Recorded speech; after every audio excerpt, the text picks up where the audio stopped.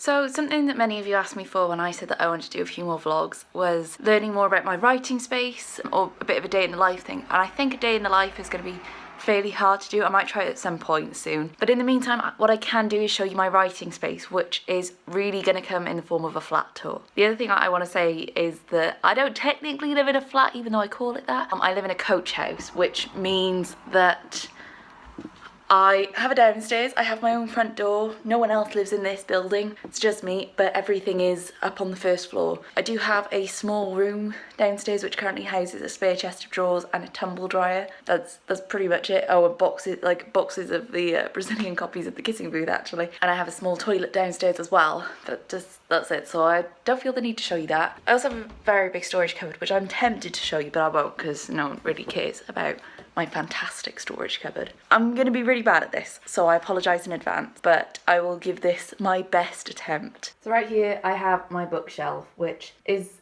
a very messy bookshelf, I will admit. I've got a bunch of candles and my ukulele that I'm trying to learn and my flute. I've got all my flute books piled up. There's not an awful lot of books on there, I know. That's because most of my books are still at home. But if I bring you out a bit, you should be able to see my living room. So this whole flat is fairly open plan. I have a wonderful chair from Next and a pile of Cosmo magazines, more Cosmo, Tan Francis book and some chocolates on the coffee table.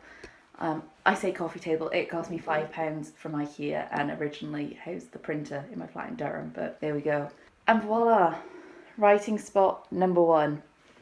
I will very often be found sitting right here, legs out, in front of the TV with a movie I've probably seen 100 times before while I'm writing. Alternatively, we have writing spot number 2, next to my physics hoodie from uni. This is often where I will also be found working. If I'm working from home, this is where I will sit. If I'm eating a meal, this is also where I'll sit. I've always got like notebooks piled up and nail varnish and candles around as well. This is where I will be sitting to do some work. Often I tend to do editing here and writing here. I don't know why, but sitting at the table helps me feel a little bit more like I'm at work. And I really, really can't wait until I've actually bought a house, because one of the things that I am looking for in a house is a spare room that I will turn into an office. I can go there to work and it's going to be a nice space that I could just take myself away from, you know, where I eat dinner or watch TV. I imagine I will still probably do a lot of writing on my sofa, whatever house I end up in, but it will be so nice for me to have a different office that I can sit in. Especially because, as you may have noticed, the walls here are very bare. I'm not putting stuff up on the walls. I have got a couple of little photo frames, but I'm almost embarrassingly excited to get to a point where I've bought my own house and can put things on the walls and frame some of the posters that I have back home at my parents'. One of the things I really like about this flat actually is how light it is everywhere. So it feels like a nice, spacious flat, despite the fact it's a reasonably small space. I do love it a lot. That said, I am excited to get my own house because, like I said, I really want a home office and I want to frame my posters. I'd love a kitchen door again as well. This is something I miss so much. Shaking then from my living room, dining room, kitchen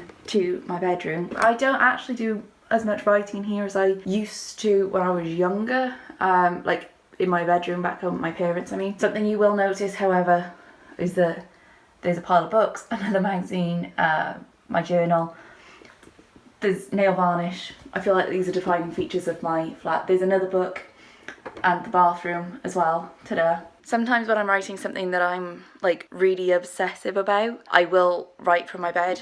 I'll kind of bring my laptop with me as I move from the living room and the timer goes off on the lamp telling me that it's probably bedtime. It's 11:15. I don't like writing in my room anymore because I have my own space in the rest of the flat, whereas when I was back home with my parents, obviously that was like the space I had for me to kind of shut myself away and work on a book. Sometimes, otherwise, if I'm having a bit of a lazy Sunday morning, I will bring my laptop in and work from bed, you know, have a cup of tea and do some writing in bed. Read in bed most of the time. I try and like use this space and time now to switch off. So my magazines are usually in here, or the books that I'm reading. Yeah, sometimes as well, if I'm on a deadline or need to focus and like get started on a book project, I will take myself out to a cafe in town, which I might do as part of my day in a life kind of vlog that I hope to do at some point. But until then, this is my flat, this is where I write. Honestly, I don't know how interesting it will have been for you guys, but this is what I was asked for and this is how it is. It's not too glamorous, it's hopefully not too shabby. My mum will always tell me it's too messy, but